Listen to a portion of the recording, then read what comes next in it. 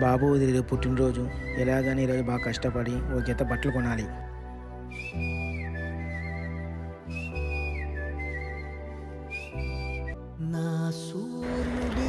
ఏమని కొనుక్కొచ్చిన్న బాగా చదువుకొని మన ఇంటికి మంచి పేరు తీసుకురావాలి.